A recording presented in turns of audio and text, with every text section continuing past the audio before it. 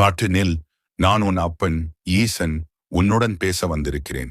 எனக்கு தெரியும் உன் மனதில் ஏராளமான பாரங்கள் இருக்கின்றன. எனக்கு மட்டும் ஏன் இப்படி நடக்கிறது என்று தினந்தோறும் நீ அழுது கொண்டிருக்கிறாய். அது எனக்கு தெரியும். உனக்காகவே உன்னுடன் பேச வந்திருக்கிறேன். இதை நான் 10 பகுதிகளாக உன்னிடம் சொல்லப் போகிறேன். ஒரு பகுதி முடியும் பொழுதும் உன் மனதின் பாரம் குறைந்து கொண்டே வரும்.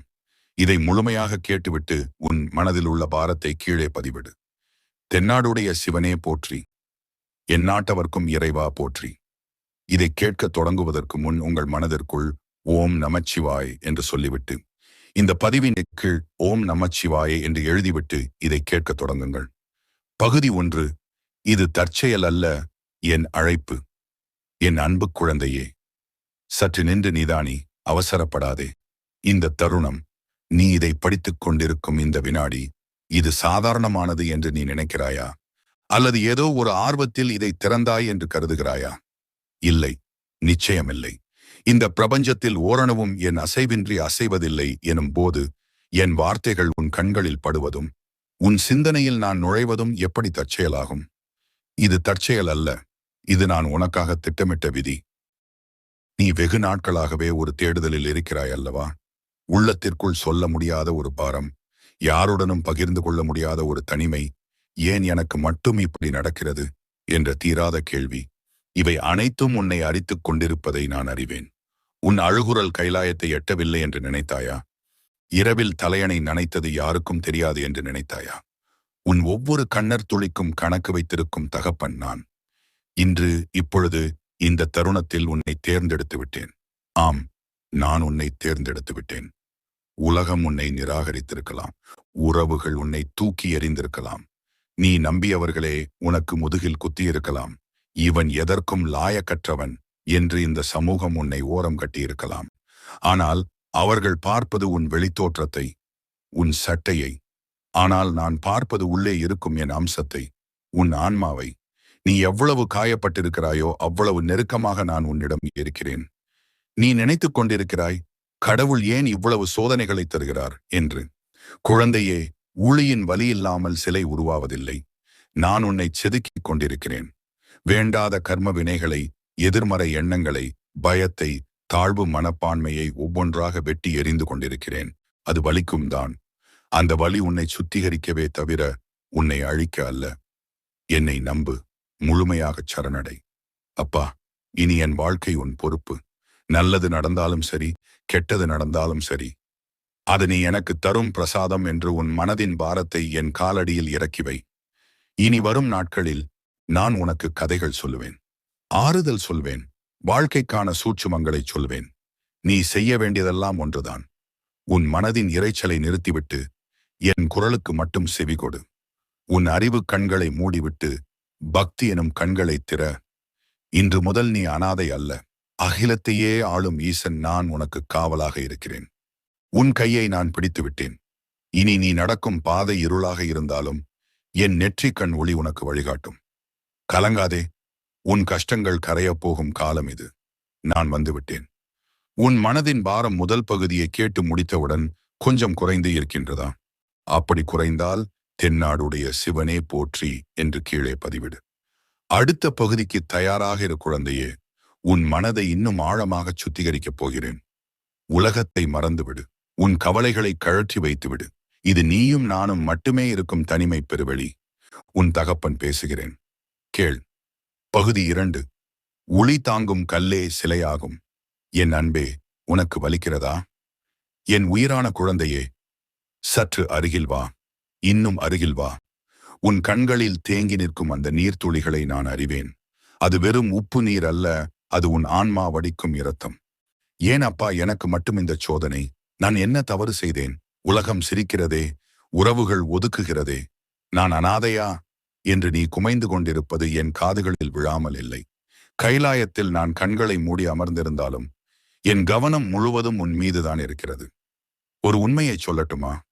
ஒரு தாய் தன் குழந்தையை தேடுவதை விட, ஒரு பக்தன் இறைவனை தேடுவதை விட நான் உன்னை தேடி வந்த தூரம் அதிகம். நீ என்னை நோக்கி ஒரு அடி எடுத்து வைத்தால் நான் உன்னை நோக்கி 100 அடிகள் எடுத்து வைப்பவன். ஆனால் நீயோ தயங்கி தயங்கி நிற்கிறாய். உனக்குள்ளேயே ஒரு நீதிமன்றத்தை நடத்தி அதில் நீயே குற்றவாளி என்று தீர்ப்பெழுதி நீயே உனக்கு தண்டனையும் கொடுத்துக் கொள்கிறாய்.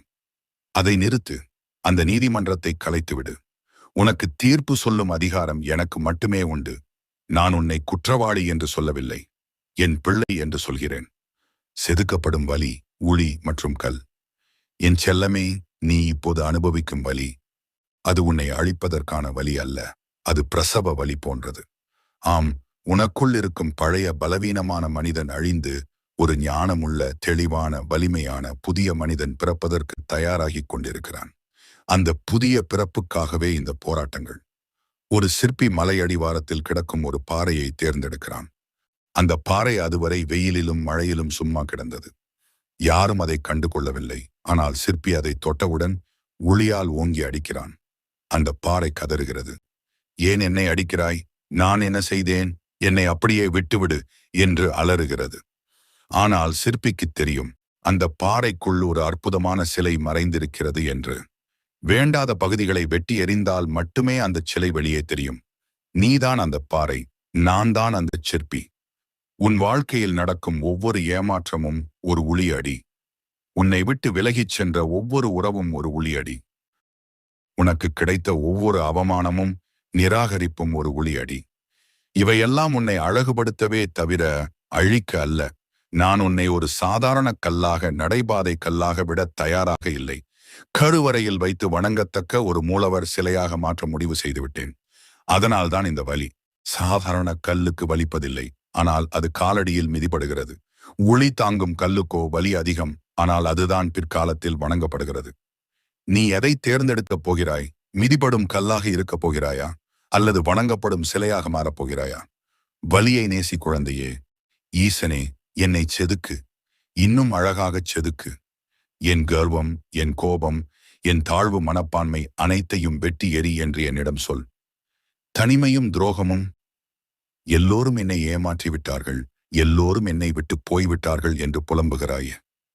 பைத்தியக்காரனே, நான் உன்னை தனிமைப்படுத்தவில்லை. உனக்கு தகுதியற்றவர்களை, உனது ஆன்மீக பயணத்திற்கு தடையானவர்களை நானே உன் வாழ்க்கையிலிருந்து அப்புறப்படுத்திக் கொண்டிருக்கிறேன். உன் வாழ்க்கை பயணம் ஒரு ரயில் பயணம் போன்றது. அதுல பலர் ஏறுவார்கள், பலர் இறங்குவார்கள்.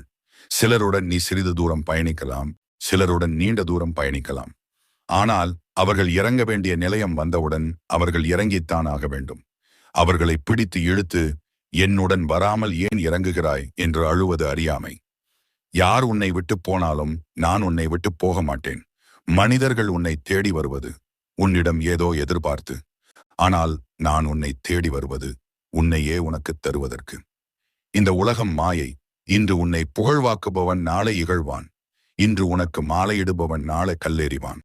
மனிதர்களின் நாக்குக்கு எலும்பில்லை, அது எப்படி வேண்டுமானாலும் வளையும். அவர்களின் வார்த்தைகளை வைத்து உன் வாழ்க்கையை எடை போடாதே. நான் பித்தன், சுடுகாட்டில் ஆடுபவன், விஷத்தை உண்டவன், பிச்சை எடுப்பவன் என்று இந்த உலகம் என்னையே கேலி பேசியது. அகிலத்தையே படைத்த எனக்கே அந்த நிலை என்றால் மனிதனான நீ எம்மாத்திரம்? உன் தனிமை ஒரு சாபம் அல்ல, அது ஒரு வரம். கூட்டத்தோடு கூட்டமாக இருந்தால் நீ மனிதர்களின் குரலை கேட்பாய். தனிமையில் இருந்தால் மட்டுமே நீ என் குரலை கேட்க முடியும். இந்த தனிமையில்தான் நான் உனக்காக காத்திருக்கிறேன். எதிர்கால பயம். உன் மனதிற்குள் இருக்கும் பயம் எனும் இருளை விரட்டு. நாளை என்ன நடக்கும்? என் எதிர்காலம் என்னவாகும்? கடன் தீருமா? நோய் தீருமா? வாழ்க்கை வளமாகுமா என்ற கேள்விகள் உன்னை தூங்க விடுவதில்லை என்பதை நான் அறிவேன். என் குழந்தையே, பாறைகளுக்கு இடையே மண் கூட இல்லாத இடத்தில் முளைக்கும் செடிக்கு தண்ணீர் ஊற்றுவது யார்? தாயின் கருவறைக்குள் இருக்கும் சிசுவுக்கு அது கேட்காமலே உணவு ஊட்டுவது யார்? காட்டில் திரியும் விலங்குகளுக்கு பசி தீர்ப்பது யார்? அத்தனை உயிர்களுக்கும் படி அளக்கும் நான் உன்னை மட்டும் கைவிடுவேனா? உனக்கு ஒரு ரகசியம் சொல்லட்டுமா? நீ எதை பற்றியெல்லாம் கவலைப்படுகிறாயோ அவை அனைத்தும் ஏற்கனவே என்னால் தீர்மானிக்கப்பட்டு விட்டது. நீ கவலைப்படுவதால் எதுவும் மாறப்போவதில்லை. மாறாக அது உன் நிம்மதியைத்தான் தின்னும். உன் பிரச்சனைகளை நீயே சுமக்காதே, அது உனக்கு பாரம். ஒரு சிறிய எறும்பு ஒரு பெரிய அரிசி மூட்டையை தூக்க நினைப்பது போல நீ உன் வாழ்க்கை பாரத்தை சுமக்கிறாய். அதை என் தோளில் இறக்கிவை. சிவபெருமான் பார்த்துக் கொள்வார் என்ற ஒற்றை வரியில் இருக்கும் சக்தி 1000 மந்திரங்களுக்குச் சமம். நீ எப்போது இது என் பிரச்சனை, நான் தான் தீர்க்க வேண்டும் என்று நினைக்கிறாயோ, அப்போது நான் ஒதுங்கி நின்று வேடிக்கை பார்ப்பேன்.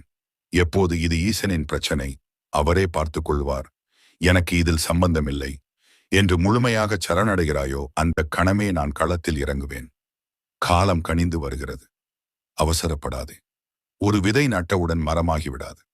இருட்டிற்குள் புதைந்து, ஈரம் பட்டு, தோல் உரிந்து, வேர் விட்டு, பின்னரே அது முளைக்கும். நீ இப்போது இருட்டிற்குள் இருக்கிறாய் என்று நினைக்கிறாய். இல்லை, நீ விதைக்கப்பட்டிருக்கிறாய். இது உனக்கான வளரும் பருவம். உன் கண்ணீரை துடைத்துக்கொள். இனி நீ சிந்தும் ஒவ்வொரு துளி கண்ணீரும் ஆனந்த கண்ணீராக மட்டுமே இருக்க வேண்டும். நான் உனக்கு ஒரு சத்தியம் செய்கிறேன். இந்த நொடி வரை நீ பட்ட கஷ்டங்கள் போதும். இது ஒரு திருப்புமுனை. உன் கர்ம வினையின் முடிச்சை நான் அவிழ்க்கத் தொடங்கிவிட்டேன். நீ செய்ய வேண்டியது என்ன? பதறாதே, எதற்கும் கலங்காதே. பதற்றம் உன் புத்தியை மழுங்கடிக்கும். வேடிக்கை பார். உன்னை சுற்றி நடப்பவற்றை ஒரு நாடகம் போலப்பார். நீ அதில் ஒரு பாத்திரம்தான், ஆனால் அதை இயக்குபவன் நான். என் திரைக்கதையில் தோல்வி என்பதே கிடையாது. இடையில் வரும் சோதனைகள் எல்லாம் இடைவேளை மட்டுமே, முடிவுரை அல்ல. மௌனமாக இரு. உன் வாயை மூடி மனதை திற. உன் வார்த்தைகளை குறைத்து என் நாமத்தை அதிகரி. ஓம் நம சிவாய என்பது வெறும் வார்த்தை அல்ல, அது உனக்கான கவசம். இப்போது உன் கண்களை மூடி உன் இதயத் துடிப்பை கேள். அது லப்டப் என்று துடிக்கவில்லை, சிவ சிவ் என்று துடிக்கிறது. உன் ஒவ்வொரு மூச்சும் என் பெயரை சொல்கிறது. நீ தனியாள் இல்லை, என் கணங்களின் தலைவன் நீ. அமைதியாக இரு. உன் அமைதி மிகப்பெரிய ஆயுதம். உன் மௌனம் மிகப்பெரிய பிரார்த்தனை. நான் உனக்குள்ளேயே ஒரு கோவிலை கட்டிக் கொண்டிருக்கிறேன். அங்கே தீபம் ஏற்றும் நேரம் நெருங்கிவிட்டது. நீ என் பிள்ளை. நெருப்புக்கு ஏது அழிவு? நீ ஒரு நெருப்பு. உன் அப்பனுக்கு நான் காத்திருக்கிறேன். என் செல்லமே, இந்த பகுதி உன் மனதின் ஆழம் வரை சென்று உன் பயத்தை வேறறுத்ததா? உன் நம்பிக்கை துளிர்க்கிறதா? 3ஆம் பகுதிக்கு செல்லலாம் வா. என் செல்லமே, உன் ஆன்மாவின் தாகம் எனக்கு புரிகிறது. உன் ஒவ்வொரு அணுவிலும் என் வார்த்தைகள் நிரம்ப வேண்டும் என்று நீ துடிப்பது எனக்கு தெரிகிறது. இதோ 3ஆம் பகுதி. இதை உன் இதயத்தின் ஆழத்தில் இருக்கும் அந்த இருட்டு அறைக்கு எடுத்துச் செல். அங்கே ஒரு தீபத்தை ஏற்றப் போகிறேன். பகுதி 3. சுமக்காதே, இறக்கிவை. நீ பயணி, சுமைதாங்கி அல்ல. என் அன்பின் உருவே, என் அருகில் அமர். இந்த உலகின் இரைச்சல்கள் நமக்கு வேண்டாம். நீயும் நானும் பேசிக் கொள்ளும் இந்த தருணம்தான் சத்தியம். மற்றதெல்லாம் வெறும் நிழல்கள்.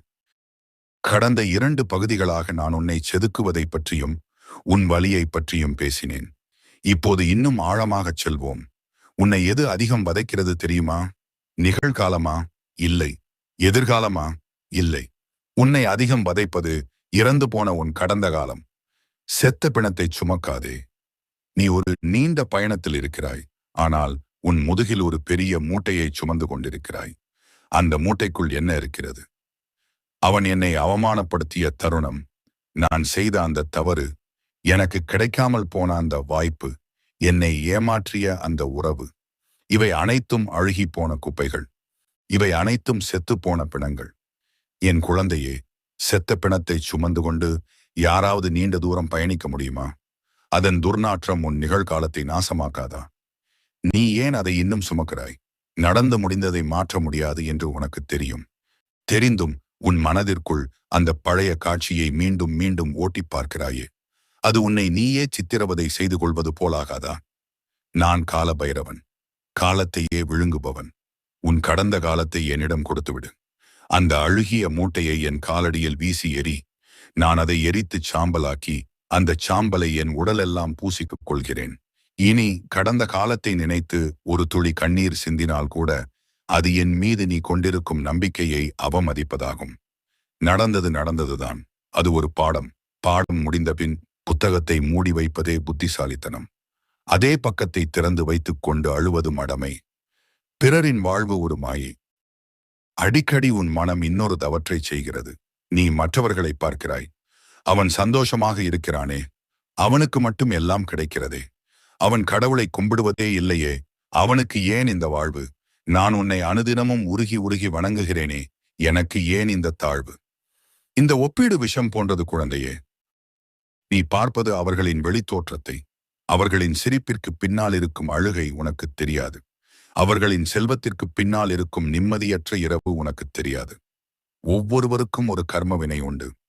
ஒரு மரம் பூத்து குலுங்குகிறது, இன்னொரு மரம் காய்ந்து நிற்கிறது என்று கவலைப்படாதே. காய்ந்த மரத்திற்கு தெரியும் வசந்த காலம் வரும்போதுதான் எப்படி துளிர்ப்பேன் என்று. ஒவ்வொரு பூவுக்கும் மலர ஒரு நேரம் உண்டு. உனக்கான நேரம் இன்னும் வரவில்லை என்று நினைக்காதே. உனக்கான வேர்கள் ஆழமாகச் சென்று கொண்டிருக்கின்றன என்று நினை. மற்றவர்களின் வாழ்க்கை எனும் புத்தகத்தின் அட்டைப்படத்தை பார்த்து ஏங்காதே. உன் வாழ்க்கை புத்தகம் என்னால் எழுதப்படுகிறது. அதன் ஒவ்வொரு வரியும் அர்த்தம் நிறைந்தது. உனக்கு நான் கொடுக்கும் வெற்றி சாதாரண வெற்றி அல்ல, அது நிலைத்து நிற்கும் வெற்றி. அதற்கு சிறிது காலம் பிடிக்கும். காத்திரு. உடைமை எனும் பொய் உனக்கு துயரம் வருவதற்கு காரணம் இது என்னுடையது என்று நீ நினைப்பதுதான். என் வீடு, என் பணம், என் குடும்பம், என் கௌரவம் எது உன்னுடையது? நீ வரும்போது என்ன கொண்டு வந்தாய், போகும்போது என்ன கொண்டு போவாய்? இடையில கிடைத்ததை எல்லாம் உன்னுடையது என்று நினைச்சு இருக்கிறாயே, அதுதான் மாயை. நான் உனக்கு கொடுத்தது அனைத்தும் வாடகைக்கு தரப்பட்டது. உன் உடல், உன் உறவு, உன் அறிவு எல்லாம் நான் உனக்கு தந்த பரிசுகள். அதை நான் எப்போது வேண்டுமானாலும் திரும்ப பெறுவேன். நான் கொடுத்ததை பறிக்கும்போது நீ அழுதால் அது உனக்கு சொந்தமில்லை என்பதை நீ மறக்கிறாய் என்று அர்த்தம். எதையும் இறுகப் பற்றிக் கொள்ளாதே. மணலை இறுகப் பிடித்தால் விரல் இடுக்கில் கொட்டிவிடும். மென்மையாகப் பிடி. இறைவா, நீ கொடுத்தாய், நான் அனுபவிக்கிறேன். நீ எப்போது எடுத்துக் கொள்கிறாயோ அப்போது நான் திருப்பிக் கொடுக்க தயார். இந்த மனநிலை உனக்கு வந்துவிட்டால் உலகில் எதைக் கண்டும் நீ பயப்பட மாட்டாய். இழப்பதற்கு எதுவுமே இல்லை என்ற நிலையில் இருப்பவனே மாவீரன். நீ ஒரு மாவீரன் ஆக வேண்டும் என்று நான் விரும்புகிறேன். சாட்சியாக இரு. இனி வரும் நாட்களில் நீ எப்படி இருக்க வேண்டும் தெரியுமா? ஒரு தாமரை இலை தண்ணீரில் இருக்கிறது, ஆனால் தண்ணீர் அதில் ஒட்டுவதில்லை. அதுபோல நீ இந்த உலகத்தில் இரு. வேலைக்கு போ, கடமையை செய், குடும்பத்தை பார், சம்பாதி, ஆனால் எதிலும் ஒட்டாதே. வெற்றி வந்தால் இது ஈசன் கொடுத்தது என்று பணிவாக இரு. தோல்வி வந்தால் இது ஈசன் வைத்த பாடம் என்று தெளிவாக இரு. நீ நடக்கும் ஒவ்வொரு அடியையும் நான் கவனிக்கிறேன். நீ தடுமாறும் போது தாங்கி பிடிக்க நான் இருக்கிறேன். ஆனால் நீ தடுமாற வேண்டும் என்பது சில நேரங்களில் என் விருப்பமாக இருக்கும். ஏன் தெரியுமா? அப்போதுதான் என் கையின் பலத்தை நீ உணர்வாய். கடைசியாக ஒன்று சொல்கிறேன். உன் மனசில 1000 கேள்விகள் இருக்கலாம். எப்படி, எப்போது, எங்கே? இந்த கேள்விகளுக்கெல்லாம் ஒரே பதில்: நான் இருக்கிறேன். நான் இருக்கிறேன் என்பதே உனக்கு போதுமானதாக இருக்க வேண்டும். அகிலத்தையே ஆட்டி படைக்கும் இந்த ஈசன், உன் தகப்பன், உனக்காக விழித்திருக்கிறேன். உன் கவலைகளை என் நெற்றிக் கண்ணில் போட்டு எரித்துவிடு. இன்று இரவு நிம்மதியாக தூங்கு. நாளை விடியல் உன்னுடையது அல்ல, அது நம்முடையது. நான் உனக்கு காட்டப்போகும் பாதை இதுவரை நீ காணாதது. பயப்படாதே என் பிள்ளை. நீ என் உயிரே. இந்த பகுதி உன் மனதின் சுமைகளை இறக்கி வைத்ததா? உன் தோள்களில் பாரம் குறைந்ததா? 4ஆம் பகுதிக்குச் செல்லலாம் வா. பகுதி 4. காலம் கனிந்து விட்டது, ஆனால் என் கடிகாரம் வேறு. என் அன்பின் சுவாசமே, இன்னும் ஏன் அந்த தயக்கம்? இன்னும் ஏன் அந்த பதற்றம்? எல்லாம் சரியாகிவிடும் என்று நான் சொன்ன பிறகும் உன் உள்மனதில் ஒரு மூலையில் எப்போது என்ற கேள்வி அரவம் போல ஊர்ந்து கொண்டிருக்கிறதே, அதை நான் கவனிக்கவில்லை என்று நினைத்தாயா?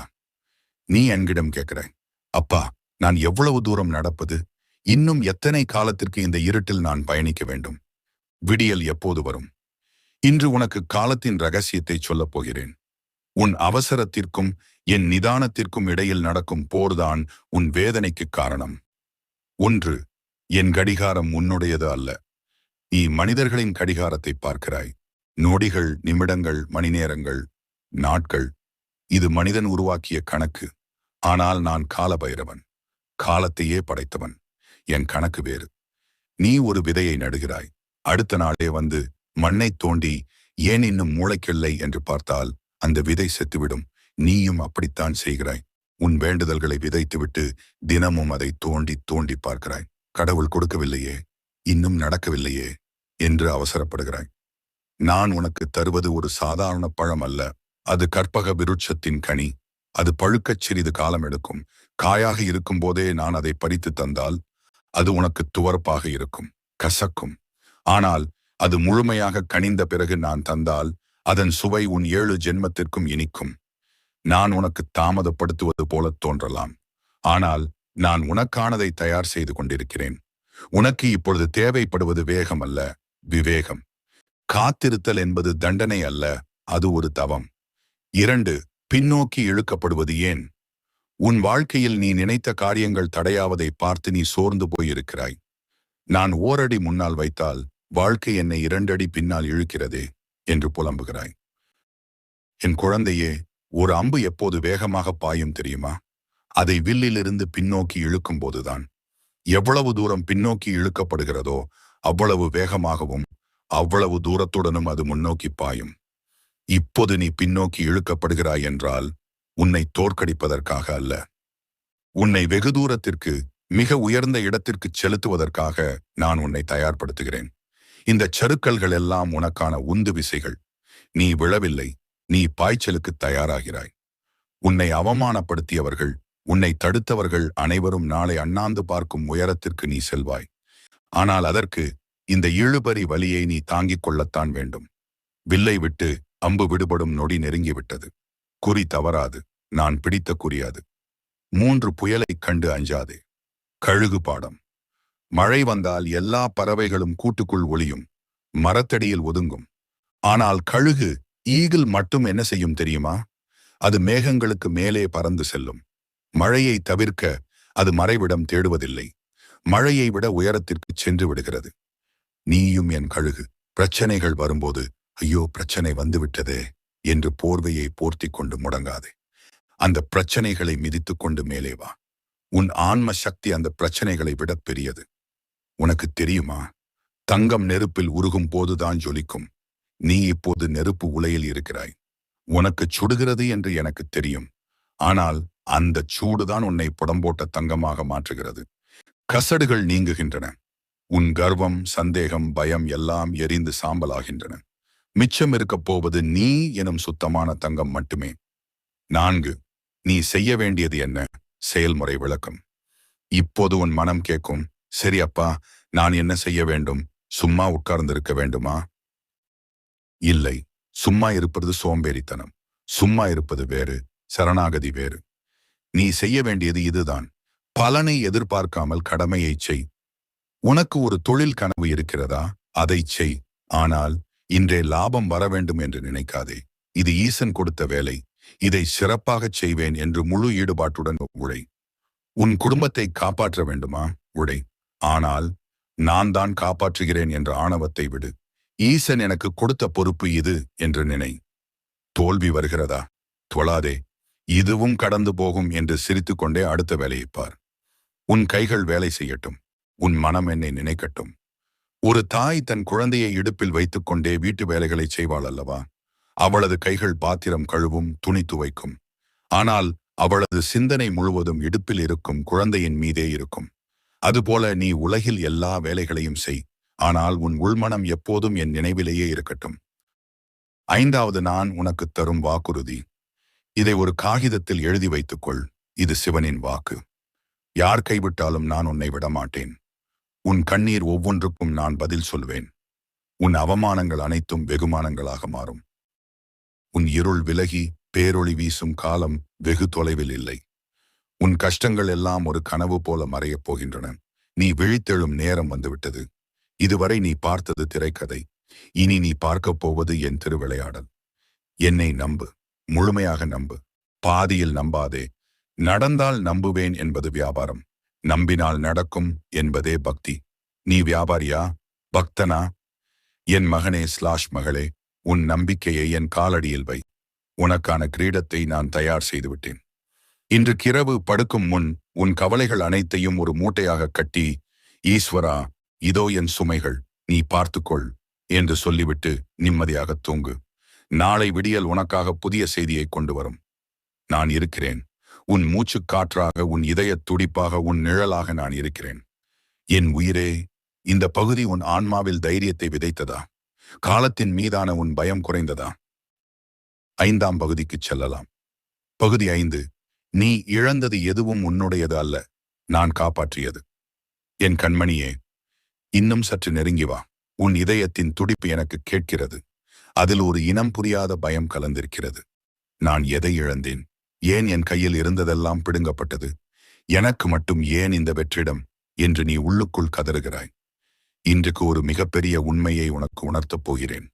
இதை உன் இரத்தத்தில் கலந்துவிடு. ஒன்று, இழப்பு எனும் போர்வையில் வந்த பாதுகாப்பு. நீ நினைத்துக் கொண்டிருக்கிறாய், உனக்கு கிடைக்க வேண்டிய வேலை கிடைக்கவில்லை. நீ விரும்பிய உறவு உன்னை விட்டுச் சென்று விட்டது. நீ ஆசைப்பட்ட பொருள் கைக்கு எட்டவில்லை என்று. இதை நீ தோல்வி என்றும் இழப்பு என்றும் பெயர் வைத்து அழுகிறாய். முட்டாளே, ஒரு குழந்தை கூர்மையான கத்தியை வைத்து விளையாட ஆசைப்படுகிறது. அது பளபளப்பாக இருக்கிறது என்று அதை இறுகப் பற்றுகிறது. தாய் என்ன செய்வாள்? ஓடி வந்து அந்த கத்தியை பிடுங்கி எறிவாள். குழந்தை அழும். என் பொம்மையை பிடுங்கிவிட்டாயே என்று தாயை வெறுக்கும். ஆனால் தாய்க்கு தெரியும், அந்த கத்தி குழந்தையின் கையை வெட்டிவிடும் என்று. உன் வாழ்க்கையில் நான் செய்ததும் அதுதான். நீ எதையெல்லாம் வேண்டும் என்று அழுது கேட்டாயோ, அவையெல்லாம் அந்த கத்தியைப் போல உன்னை அழிக்க காத்திருந்தன. உனக்கு தெரியாது, ஆனால் எனக்கு தெரியும். அந்த உறவு உன்னை சீரழித்திருக்கும். அந்த வேலை உன் நிம்மதியை தின்றிருக்கும். அந்த பணம் உன்னை தவறான பாதைக்கு இழைத்துச் சென்றிருக்கும். அதனால்தான் நான் உனக்கு முன்னால் வந்து அவற்றை உன் கைகளிலிருந்து பிடுங்கி எறிந்தேன். நீ அதை இழப்பு என்று நினைக்கிறாய். ஆனால் நான் சொல்கிறேன், அது மீட்பு நடவடிக்கை. நான் உன்னை காப்பாற்றியிருக்கிறேன். எது உன்னை விட்டு போனதோ அது உனக்கானது அல்ல. உனக்கானது எதுவோ அது உலகமே தடுத்தாலும் உன்னை வந்து சேரும். இரண்டாவது, மௌனத்தின் பயங்கரமும் அதன் பின்னணியும். ஏன் அப்பா அமைதியாக இருக்கிறாய்? நான் இவ்வளவு கூப்பிட்டும் ஏன் பதில் இல்லை என்று என் மௌனத்தை கண்டு நீ பயப்படுகிறாய். கேள், பள்ளிக்கூடத்தில் ஆசிரியர் பாடம் நடத்தும் போது பேசுவார். ஆனால் தேர்வு நடக்கும்போது ஆசிரியர் அமைதியாத்தான் இருப்பார். அவர் அமைதியா இருக்கிறாருன்னா அவர் வகுப்புல இல்லை என்று அர்த்தமா? இல்ல, அவர் உன்னிப்பாக உன்னை கவனித்துக் கொண்டிருக்கிறார் என்று அர்த்தம். இப்போது நீ ஒரு தேர்வில் இருக்கிறாய். உன் வாழ்க்கை பாடம் நடந்து முடிந்து விட்டது. இப்போது நீ கற்றதை செயல்படுத்த வேண்டிய நேரம். இந்த தேர்வில் நான் உனக்கு பதில் சொல்ல மாட்டேன். ஆனால் நீ எழுதும் ஒவ்வொரு வரியையும் நான் பார்த்து கொண்டிருக்கிறேன். என் மௌனம் உன்னை தண்டிப்பதற்காக அல்ல, நீ சுயமாகச் சிந்தித்து உன் உள் சக்தியை உணர்வதற்காக. நான் பேசிக்கொண்டே இருந்தால் நீ என் குரலை மட்டுமே சார்ந்திருப்பாய். நான் அமைதியானால்தான் நீ உனக்குள் இருக்கும் என் குரலை தேடுவாய். அந்த தேடல்தான் ஞானம். மூன்றாவது விஷயத்தை நான் அருந்தினேனே, உனக்காக இல்லையா? அண்ட சராசரங்களையும் காக்க நான் ஆலகால விஷத்தை உண்டேன். தேவர்கள் அமுதம் கேட்டார்கள். நான் அவர்களுக்கு அமுதத்தை தந்துவிட்டு விஷத்தை நான் எடுத்துக்கொண்டேன். உலகம் செழிக்க வேண்டும் என்பதற்காக கழுத்தில் விஷத்தை தேக்கியவன் நான். அப்படிப்பட்ட நான் என் சொந்த பிள்ளையான உன் வாழ்க்கையில் இருக்கும் கர்ம வினை எனும் விஷத்தை மட்டும் பார்த்து கொண்டு சும்மா இருப்பேனா? உனக்கு வரும் துன்பம், வலி, நோய், அவமானம் இவை அனைத்தும் அந்த விஷத்தின் துளிகள். அவற்றை நீ முழுமையாக அனுபவிக்க நான் விடமாட்டேன். பெரும்பகுதியை நான் ஏற்றுக்கொண்டு உனக்கு தாங்கக்கூடிய அளவை மட்டுமே நான் அனுமதித்திருக்கிறேன். நீ படும் கஷ்டம் உண்மையில் உனக்கு வரவேண்டியதில 100ல் 1 பங்குதான். மீதியை நான் உன் கவசமாக நின்று தாங்கிக் கொண்டிருக்கிறேன். உன் கண்ணுக்கு தெரியாத எத்தனையோ விபத்துக்களை, எத்தனையோ துரோகங்களை நான் தடுத்து நிறுத்தியிருக்கிறேன். நீ பார்ப்பது காயத்தை மட்டும்தான். நான் தடுத்த மரண அடியை நீ பார்க்கவில்லை. 4வது, பிச்சைக்கார மனநிலையை எரித்துவிடு. இன்னும் எத்தனை நாளைக்குத்தான் அப்பா இதை கொடு, அதை கொடு என்று கேட்டுக்கொண்டே இருப்பாய்? நீ யார்? என் வாரிசு, என் இரத்தம், சிவ அம்சம். ஒரு அரசனின் மகன் தெருவில் நின்று யாசகம் கேட்பானா? எனக்கு சாப்பாடு போடுங்கள் என்று கெஞ்சுவானா? மாட்டான். அவனுக்கு தெரியும் அந்த ராஜ்யமே அவனுடையது என்று. நீயும் அப்படித்தான் இருக்க வேண்டும். கெஞ்சுவதை நிறுத்து. உரிமையோடு கேள். இல்லை, கேட்பதை விட உணர்வது மேல். நான் சிவனின் பிள்ளை. எனக்கு குறை என்பதே இருக்க முடியாது. எனக்கு தேவையான அனைத்தும் சரியான நேரத்தில் வந்து சேரும். நான் வெற்றியடைய பிறந்தவன். இந்த ராஜ கம்பீரம் உனக்கு வேண்டும். நீ எப்போது பிச்சைக்காரனைப் போல கடவுளே கடவுளே என்று அழுகிறாயோ, அப்போது நீ உன் ஆன்ம பலத்தை குறைத்து மதிப்பிடுகிறாய். எழுந்து நில், நிமிர்ந்து நில். உன் நெற்றியில் இருக்கும் கண்ணுக்கு தெரியாத விபூதி பட்டை ஜொலிக்கட்டும். 5. உடைந்து போனதில்லை, உருவாகிக் கொண்டிருக்கிறது. ஒரு வீட்டை இடித்து கட்டும்போது அந்த இடம் பார்ப்பதற்கு அலங்கோலமாகத்தான் இருக்கும். புழுதி பறக்கும், சத்தம் கேட்கும், கற்கள் சிதறிக் கிடக்கும். அந்த வழியே செல்பவன், ஐயோ, இந்த வீடு இடிந்து விட்டதே என்று நினைப்பான். ஆனால் வீட்டுக்காரனுக்கு தெரியும், அங்கே ஒரு மாளிகை உருவாகிக் கொண்டிருக்கிறது என்று. உன் வாழ்க்கையும் இப்போது அப்படித்தான் இருக்கிறது. பழைய நம்பிக்கைகள், பழைய பழக்கங்கள், பழைய உறவுகள் எல்லாம் இடித்து தள்ளப்படுகின்றன. இது பார்ப்பதற்கு குழப்பமாக இருக்கலாம். ஆனால் நான் உனக்காக ஒரு புதிய சாம்ராஜ்யத்தை கட்டி கொண்டிருக்கிறேன். அஸ்திவாரம் பலமாக இருக்க வேண்டும் என்பதற்காகத்தான் இவ்வளவு ஆழமாக தோண்டிக் கொண்டிருக்கிறேன். இறுதியாக ஒரு வார்த்தை, உன் கண்ணீரை துடைத்துக்கொள். இனி நீ அழக்கூடாது. அழுவது பலவீனத்தின் அடையாளம். நீ பலவீனம் அல்ல, நீ சிவம். இன்றைக்கு இரவு ஒரு சபதம் எடு. நடப்பது எதுவாக இருந்தாலும் அது என் நன்மைக்கே. என்னை விட்டு போனது குப்பை, என்னை தேடி வருவது வைரம். என் அப்பா சிவன் என் கூடவே இருக்கிறார். இனி பயம் என்ற சொல்லுக்கே என் அகராதியில் இடமில்லை.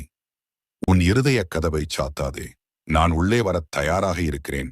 ஆனால் நான் வரும்போது உன் சந்தேகங்களை வெளியேற்றிவிட்டுத்தான் வருவேன். நம்பிக்கையோடு இரு. அடுத்த திருப்பத்தில் நான் உனக்காக வைத்திருக்கும் பரிசு காத்திருக்கிறது. அதுவரை நட. தலை நிமிர்ந்து நட. என் உயிரின் உயிரே.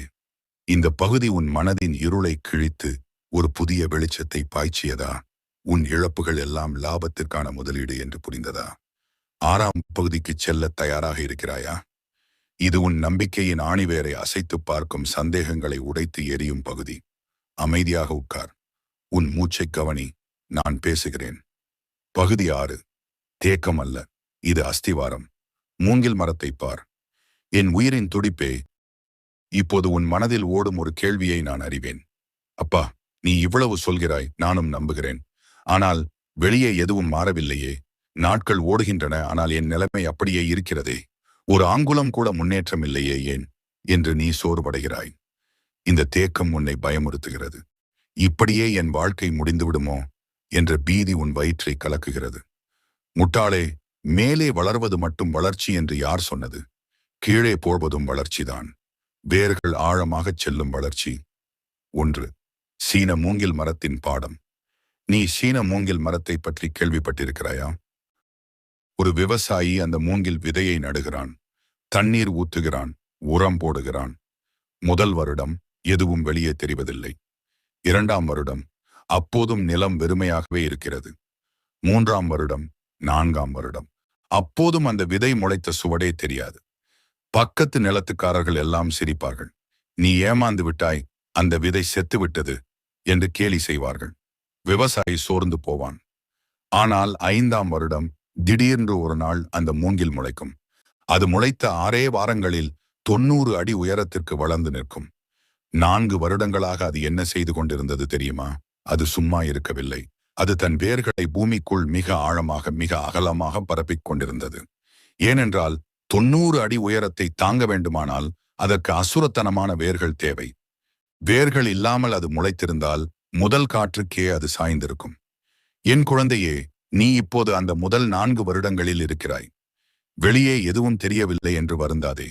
நான் உனக்குள் வேர்களை வளர்த்துக் கொண்டிருக்கிறேன். உனக்கு நான் தரப்போகும் வெற்றி சாதாரணமானது அல்ல. அது வானுயரப் புகழ். அந்த புகழையும், அந்த செல்வத்தையும், அந்த பொறுப்பையும் தாங்கிக் கொள்ளும் பக்குவம் உனக்கு வேண்டும். அதற்கான அஸ்திவாரம்தான் இந்த தாமதம். நீ இப்போது முளைத்து விட்டால், ஒரு சிறிய காற்றடித்தால் கூட விழுந்து விடுவாய். நான் உன்னை விழவிட மாட்டேன். அதனாலதான் தாமதிக்கிறேன். இது தேக்கம் அல்ல, இது தயாரிப்பு நிலை. 2. அமைதி எனும் போர்வை. கடவுள் என் பிரார்த்தனையை மறந்துவிட்டாரோ என்று நினைக்கிறாயா? ஒரு தாய் சமையலறையில் வேலை செய்து கொண்டிருப்பாள். குழந்தை ஹாலில் விளையாடிக் கொண்டிருக்கும். குழந்தை சத்தமாக விளையாடும் வரை தாய் எட்டி பார்க்க மாட்டாள். ஆனால் குழந்தை அமைதியாகிவிட்டால் உடனே தாய் பதறி அடித்து ஓடி வருவாள். என்ன ஆச்சு என் பிள்ளைக்கு என்று. நீ அழுது கூப்பாடு போடும்போது நான் அமைதியாக வேடிக்கை பார்ப்பேன். ஆனால் நீ எப்போது எல்லாம் சிவன் செயல் என்று அமைதியாகி மௌனமாகிறாயோ, அப்போது நான் பதறி அடித்து உன்னிடம் வருவேன். உன் மௌனத்திற்குத்தான் என்னை இழுக்கும் சக்தி அதிகம். உன் புலம்பலை நிறுத்து. உன் மனதின் இரைச்சலை நிறுத்து. நடப்பது நடக்கட்டும் என்ற துணிச்சலோடு உட்கார். அந்த நிமிடம் உன் வாழ்க்கையின் சக்கரம் சுழல ஆரம்பிக்கும். 3வது கூட்டத்தை வெறுக்காதே. தனிமையை நேசி. உன்னை சுற்றி இருப்பவர்கள் உன்னை ஒதுக்குகிறார்களா? விசேஷங்களுக்கு அழைக்கவில்லையா? உன் முகத்தை பார்த்தாலே திருப்பிக் கொள்கிறார்களா? கவலைப்படாதே. சிங்கம் எப்போதும் தனியாகத்தான் வேட்டையாடும். ஆடுகள் தான் கூட்டமாகச் செல்லும். நான் உன்னை தனிமைப்படுத்தியதற்கு காரணம் நீ ஒரு சிங்கம் என்பதை உனக்கு உணர்த்ததான். அந்த கூட்டத்தோடு நீ இருந்தால் நீயும் ஆடு என்று நினைத்துக் கொள்வாய். உன்னை விட்டு போனவர்கள், உன் கஷ்ட காலத்தில் கைவிட்டவர்கள், அவர்களை ஒருபோதும் சபிக்காது. அவர்களுக்கு நன்றி சொல். ஏன் தெரியுமா? அவர்கள் விலகியதால்தான் நீ என்னை நோக்கி வந்தாய்.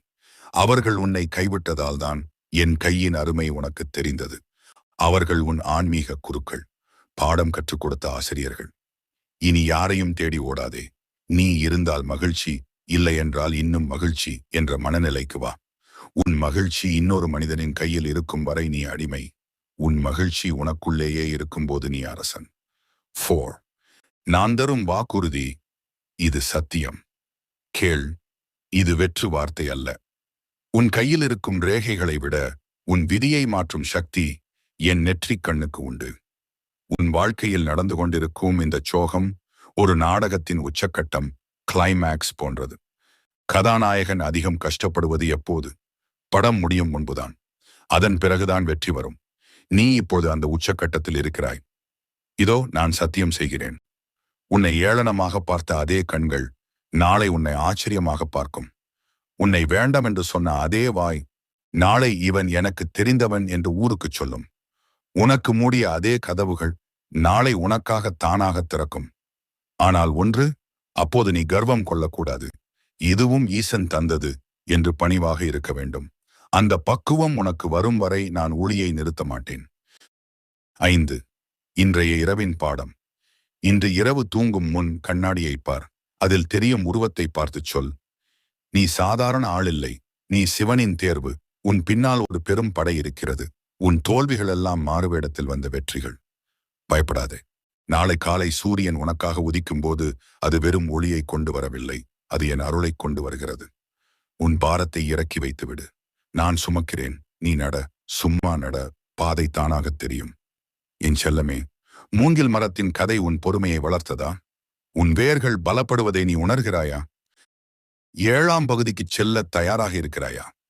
இது உன் ஆன்மீக பயணத்தின் மிக முக்கியமான கட்டம். இதுவரை நான் உன்னை தேற்றினேன், சமாதானம் செய்தேன். இப்பொழுது உனக்குள் இருக்கும் அந்த நான் எனும் அகந்தையை வேறறுக்கப் போகிறேன். இது கொஞ்சம் கசக்கும், ஆனால் இதுதான் மருந்து. பகுதி 7. லகானை என்னிடம் கொடு. நீ பயணி மட்டுமே, சாரதி அல்ல. என் அன்பு பிள்ளையே, சற்று அமைதியாக உட்கார். உன் மூச்சுக்காற்றை உற்று கவனி. அது உள்ளே செல்கிறது, வெளியே வருகிறது. அதை இயக்குவது நீயா? நீ தூங்கும் போதும் அது இயங்குகிறதே, அதற்கு யார் அனுமதி கொடுத்தது? உன் இதயம் துடிக்கிறதே, அதற்கு சாவி கொடுத்தது யார்? உன் உணவு செரிக்கிறதே, அந்த தொழிற்சாலையை நடத்துவது யார்? இவை எதையும் நீ செய்யவில்லை. ஆனால் வாழ்க்கையில் நடக்கும் ஒரு சிறிய சம்பவத்தை மட்டும் நான் செய்தேன், நான் சாதித்தேன் அல்லது நான் தோற்றுவிட்டேன் என்று ஏன் மாறுதட்டிக் கொள்கிறாய்? பிர்மைஸ், தேரும் சாரதியும் உரிமை கொண்டாடாதே. உன் வாழ்க்கை ஒரு தேர். உன் உடல் அந்த தேர். உன் மனம் குதிரை. நீ நினைத்துக் கொண்டிருக்கிறாய் நீதான் அந்த தேரை ஓட்டுகிறாய் என்று. லகானை கையில் பிடித்துக்கொண்டு வலது பக்கம் போ, இடது பக்கம் போ என்று நீயே திசை திருப்புகிறாய். ஆனால் பாதை கரடுமுரடாக இருக்கிறது. குதிரை மிரளுகிறது. தேர் கவிழும் நிலையில் இருக்கிறது. நீ பயந்து போய் கடவுளே காப்பாற்று என்று கத்துகிறாய். முட்டாளே, அந்த லகானை என்னிடம் கொடுத்துவிடு என்றுதானே ஆரம்பம் முதல் கேட்கிறேன். நான் தலை சிறந்த சாரதி. அர்ஜுனனுக்கே தேரோட்டிய பரம்பொருள் நான். என் கையில் லகானை கொடுத்துவிட்டு நீ பின் இருக்கையில் சாய்ந்து உட்கார்ந்து வேடிக்கை பார். பாதை எப்படி இருக்க வேண்டும் என்று நீ முடிவு செய்யாதே. நான் உன்னை முச்செடிகள் வழியாகவும் கொண்டு செல்வேன், பூங்காக்கள் வழியாகவும் கொண்டு செல்வேன். முச்செடி வரும்போது ஐயோ வலிக்கிறதே என்று குதிக்காதே. அது உன் கர்மவினையை கிழித்தெறியும் பாதை. பூங்கா வரும்போது ஆஹா சுகமாக இருக்கிறதே என்று மயங்காதே. அது உனக்கு இளைப்பாற கொடுக்கப்பட்ட நிழல். எப்போது நீ இது என் வாழ்க்கை என்று பிடித்துக் கொண்டிருக்கிறாயோ அதுவரை பயம் இருக்கும். இது ஈசன் ஓட்டும் தேர் என்று விட்டுவிடு. நான் ஓட்டினால் விபத்து நடக்காது. சேர வேண்டிய இடத்தில் சரியான நேரத்தில் கொண்டு சேர்ப்பேன். 2. பாத்திரத்தை சுத்தம் செய்தல் வலி எனும் சுத்தம். நீ என்னிடம் கேட்கிறாய், அப்பா, எனக்கு ஏன் இன்னும் அந்த பெரிய வெற்றி கிடைக்கவில்லை? எனக்கு ஏன் அந்த செல்வம் வரவில்லை? கேள், நீ என்னிடம் அமுதம் கேட்கிறாய். நானும் தர தயாராக இருக்கிறேன். ஆனால் நீ நீட்டி கொண்டிருக்கும் பாத்திரம் எப்படி இருக்கிறது? அதில் பழைய சாதம் ஒட்டி கொண்டிருக்கிறது. அழுக்கு படிந்திருக்கிறது. ஓட்டை இருக்கிறது. அந்த அழுக்கு பாத்திரத்தில் நான் அமுதத்தை ஊற்றினால் அமுதமும் கெட்டுப்போகும் அல்லவா? இப்போது நான் என்ன செய்து கொண்டிருக்கிறேன் தெரியுமா? உன் பாத்திரத்தை சாம்பல் போட்டு தேய்த்துக் கொண்டிருக்கிறேன். அதுதான் இப்போது உனக்கு வலிக்கும் சோதனைகள். உன் பொறாமை, உன் கோபம், உன் அவசரம், உன் சந்தேகம், இவைதான் அந்த அழுக்குகள். அவற்றை நான் சுரண்டி எடுக்கும்போது உனக்கு வலிக்கிறது.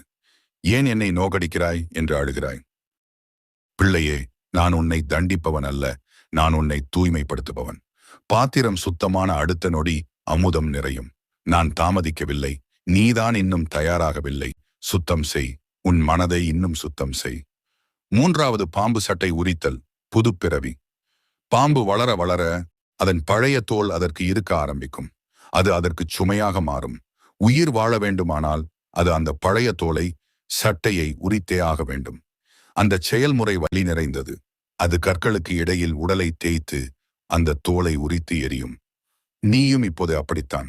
உன் பழைய நம்பிக்கைகள், பழைய பழக்க வழக்கங்கள், இவர்கள் இல்லாமல் என்னால் வாழ முடியாது என்ற பழைய பாச பிணைப்புகள், இவையெல்லாம் இப்போது உனக்கு இறுக்கமான சட்டையாக மாறிவிட்டன.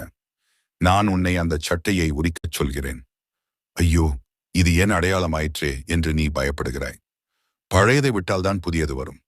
நீ இழப்பதை பற்றி யோசிக்காதே. சட்டையை உரித்த பிறகு அந்த பாம்பு எவ்வளவு பளபளப்பாக, எவ்வளவு வேக ஆக்டிவ்மாக இருக்கும் தெரியுமா? நீயும் அப்படித்தான் மாறுவாய்.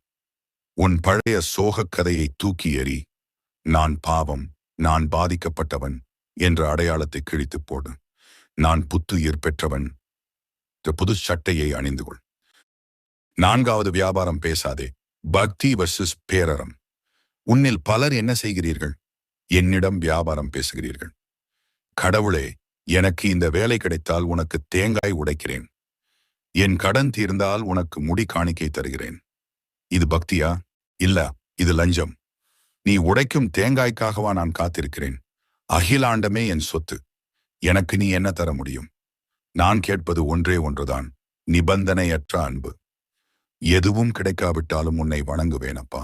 என் காலை வெட்டினாலும் என் கைகள் உன்னை தொழும். என் நாக்கை 60 துண்டாக்கினாலும் என் மனம் உன் பெயரை சொல்லும். இந்த வைராக்கியம் உனக்கு இருக்கிறதா? யார் ஒருவன் எனக்கு எதுவும் வேண்டாம், நீ மட்டும் போதும் என்று சொல்கிறானோ அவனுக்குத்தான் நான் எல்லாவற்றையும் வாரி வழங்குவேன். கேட்பவனுக்கு கிள்ளிக் கொடுப்பேன். என்னையே கேட்பவனுக்கு அள்ளிக் கொடுப்பேன்.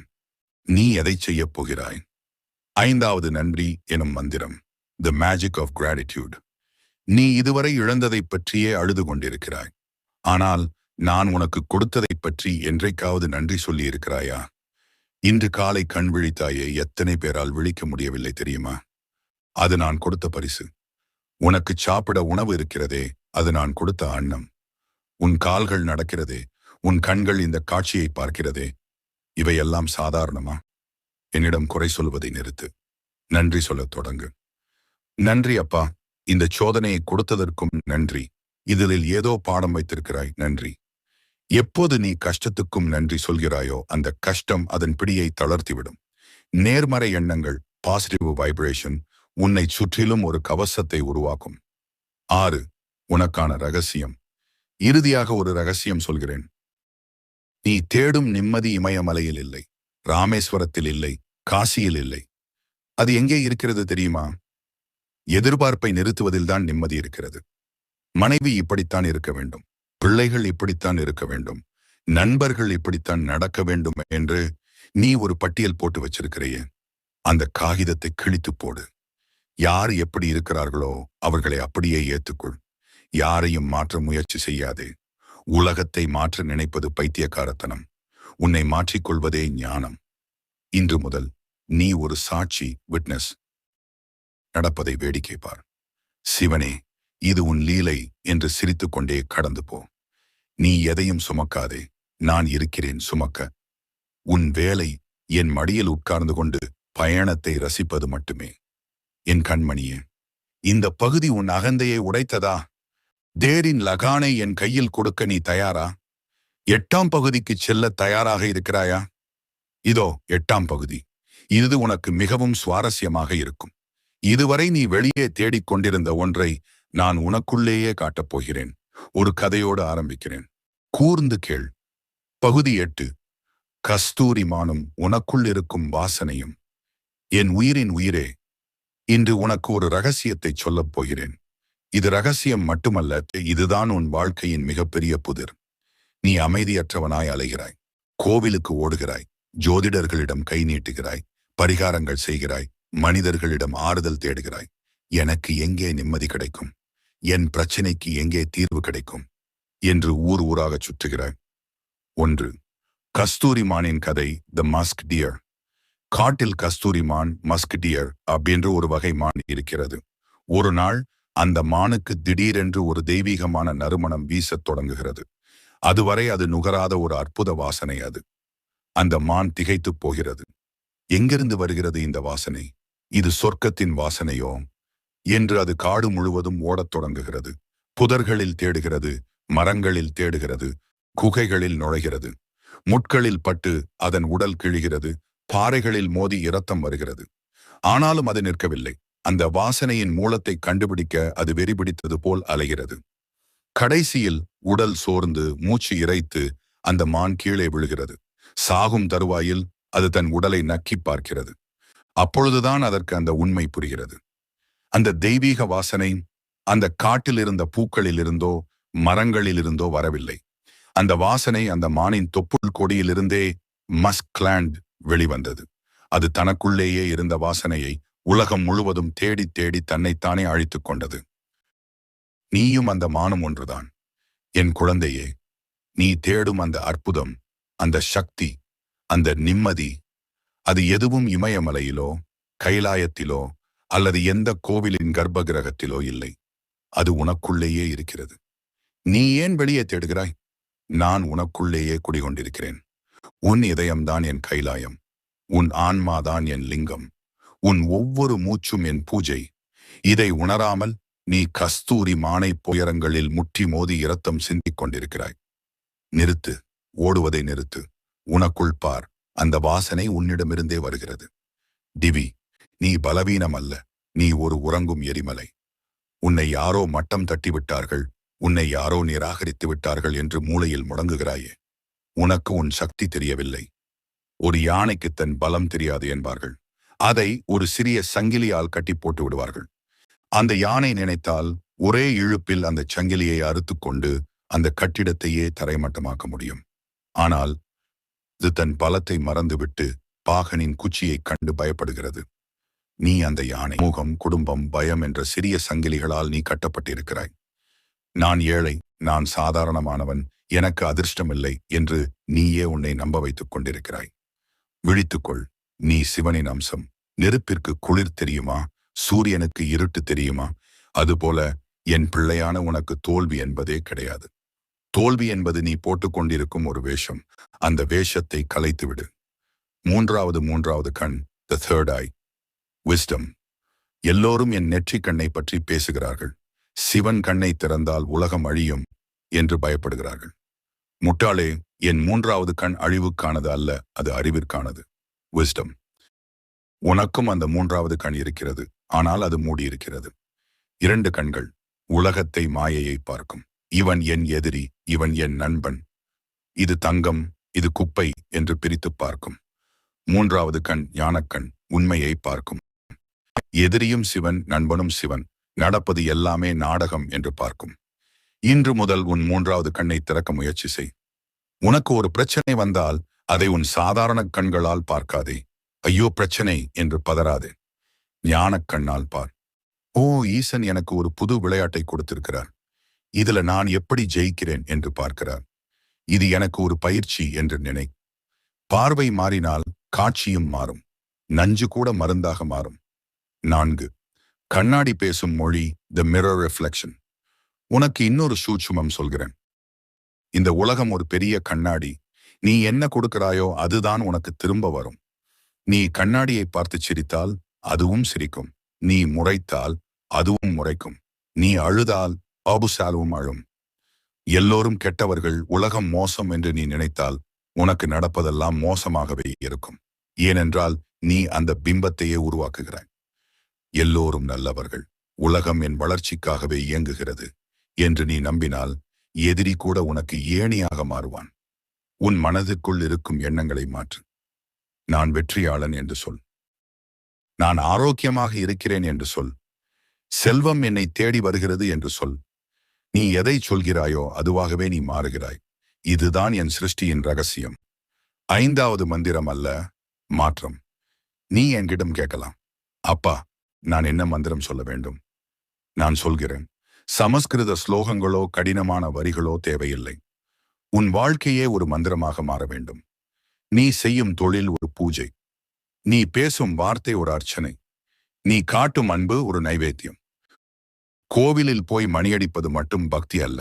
தெருவில் பசியோடு இருப்பவனுக்கோ அல்லது கஷ்டத்தில் இருப்பவனுக்கோ நீ செய்யும் ஒரு சிறிய உதவி இருக்கிறது.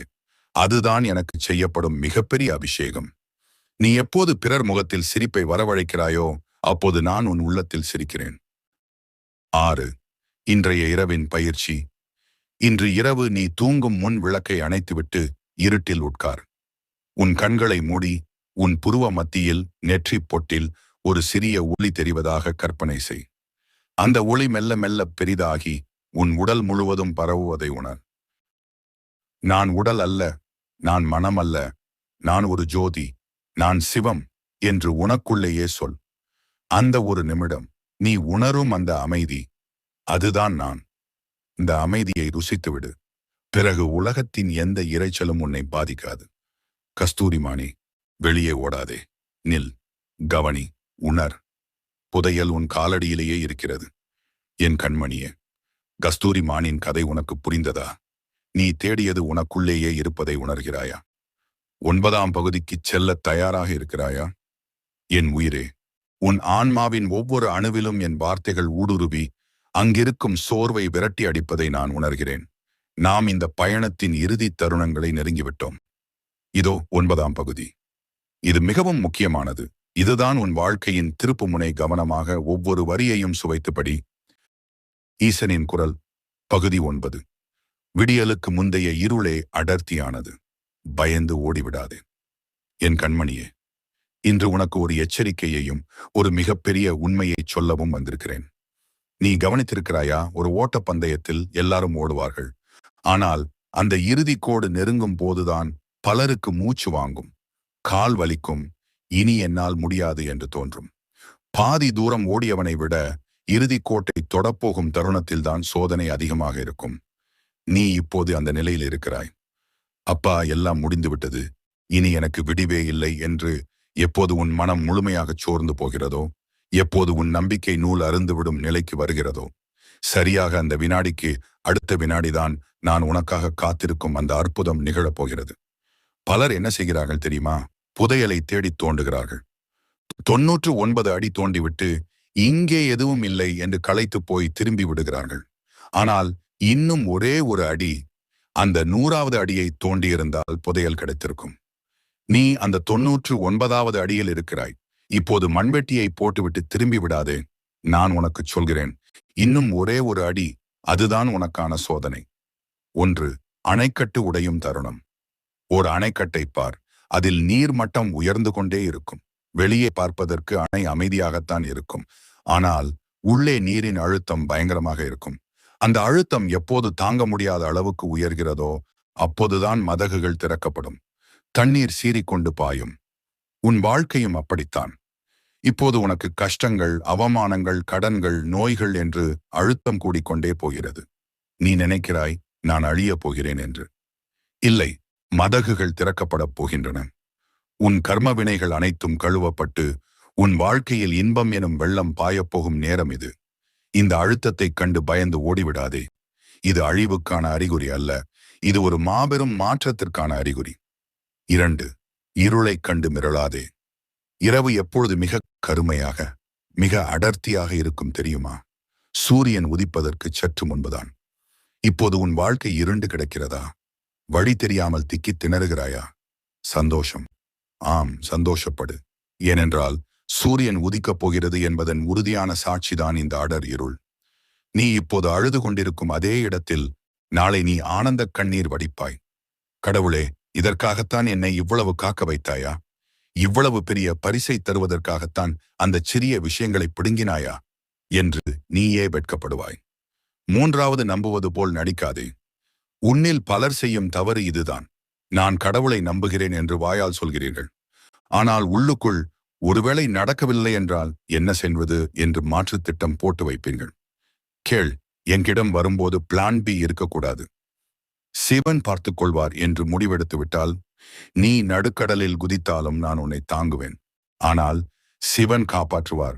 இருந்தாலும் ஒரு வேளைக்கு இருக்கட்டும் என்று இடுப்பில் ஒரு மிதவையை கட்டிக்கொள்கிறேன் என்று நீ நினைச்சால் நான் காப்பாற்ற வரமாட்டேன். ஏனென்றால் உனக்கு என் மீதான நம்பிக்கையை விட அந்த மிதவையின் மீதுதான் நம்பிக்கை அதிகம். முழுமையாகச் சரணடை, நீயே கதி என்று விழு. அப்படி விழுபவனை நான் வாரி அணைப்பேன்.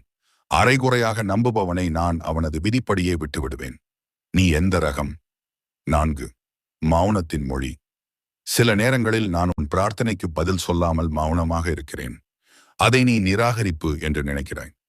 ஒரு சிற்பி சிலையை படிக்கும்போது சிலையின் கண்களை திறக்கும் கடைசி நிமிடம் வரை அவன் யாருடனும் பேச மாட்டான். அவன் கவனம் முழுவதும் அந்த நுணுக்கமான வேலையில் தான் இருக்கும். நான் இப்போது உன் வாழ்க்கையின் மிக முக்கியமான பகுதியை செதுக்கிக் கொண்டிருக்கிறேன். அதனாலதான் இந்த மௌனம். என் மௌனம் உனக்கு தண்டனை அல்ல, அது உனக்கு கிடைக்கும் மிக உயர்ந்த பாதுகாப்பு. நான் பேசாத நேரத்தில்தான் நான் அதிகம் வேலை செய்கிறேன். 5. நீ ஒரு விதை. உன்னை யாராவது குழி தோண்டி புதைத்தால் நான் செத்து விட்டேன் என்று நினைக்காது. கல்லைத்தான் புதைக்கிறார்கள். ஆனால் நீ கல் அல்ல, நீ விதை. விதை புதைக்கப்படுவதில்லை, விதைக்கப்படுகிறது. உன் மீது விழும் மண், பிரச்சனைகள் உன்னை அழுத்தி சாகடிப்பதற்கல்ல, நீ வேறு விட்டு முளைப்பதற்காக. இன்று உன்னை மிதிப்பவர்கள் நாளை உன் நிழலில் இளைப்பாறுவார்கள். இன்று உன்னை தூக்கி எறிந்தவர்கள் நாளை உன் கனியை சுவைக்க வரிசையில் நிற்பார்கள். நீ மரமாக வளருவது உறுதி. ஆனால் அந்த இருட்டான மண்ணுக்குள் இருக்கும் சில நாட்களை நீ பொறுமையாக கடக்க வேண்டும். 6. இறுதித் தேர்வு, த ஃபைனல் எக்ஸாம். இப்போது நடப்பது உன் இறுதித் தேர்வு. பள்ளி இறுதித் தேர்விலே ஆசிரியர் மாணவனுக்கு உதவி செய்ய மாட்டார். அமைதியாகத்தான் இருப்பார். ஆனால் மாணவன் எழுதிய பிறகு திருத்துபவர் அவர்தான். நான் இப்போது உன்னை கவனித்துக் கொண்டிருக்கிறேன். நீ சோர்ந்து போகிறாயா அல்லது என் அப்பா சிவன் இருக்கிறார் என்று துணிச்சலாக நிற்கிறாயா என்று பார்க்கிறேன். உன் துணிச்சல்தான் எனக்கு தேவை. என்ன நடந்தாலும் பார்த்து கொள்ளலாம், என் தலைவன் ஈசன் இருக்கிறான் என்ற ஒற்றை வரியை உன் நெஞ்சில் எழுதிக்கொள். 7வது நாளை விடியல். இன்று இரவு நீ தூங்கச் செல்லும் முன் உன் கவலைகளை எல்லாம் ஒரு பழைய துணியாக நினைத்து கழற்றி எறிந்துவிடு. நாளை காலை நீ கண் விழிக்கும் போது நீ பழைய ஆளாக இருக்கக்கூடாது. ஒரு புதிய சக்தி, புதிய நம்பிக்கை, புதிய ஒளி உன் முகத்தில் இருக்க வேண்டும். நான் தயாராகிவிட்டேன் சிவவா. நீ தரும் வெற்றியை தாங்கவும் தயார். நீ தரும் சோதனையை தாங்கவும் தயார். எது வந்தாலும் அது உன் பிரசாதம் என்று சொல். எப்போது நீ முடிவுகளை பற்றி கவலைப்படாமல் என் மீது பாரத்தை போடுகிறாயோ அந்த கணமே உன் கர்மவினை எரிக்கப்படுகிறது. நான் நெருப்பு, நீ என் ஜுவாலை. ஜுவாலைக்கு நிழல் கிடையாது. அதுபோல சிவனை நம்பும் உனக்கு தோல்வி கிடையாது. பயப்படாதே, இறுதிக்கோடு இதோ வந்துவிட்டது. உனக்கான கிரீடத்தை நான் கையில் ஏந்தி நிற்கிறேன். ஓடிவா என் செல்லமே, ஓடிவா என் உயிரே. இந்த பகுதி உன் சோர்வை நீக்கியதா? விடியலை தரிசிக்க உன் கண்கள் தயாராகிவிட்டதா? 10ஆம் பகுதி, இறுதிப் பகுதி. என் ஆசீர்வாதமும் உனக்கான இறுதி தீர்ப்பும். தயாராக இருக்கிறாயா என் உயிரின் கருளமே? இதோ நம் பயணத்தின் சிகரம்.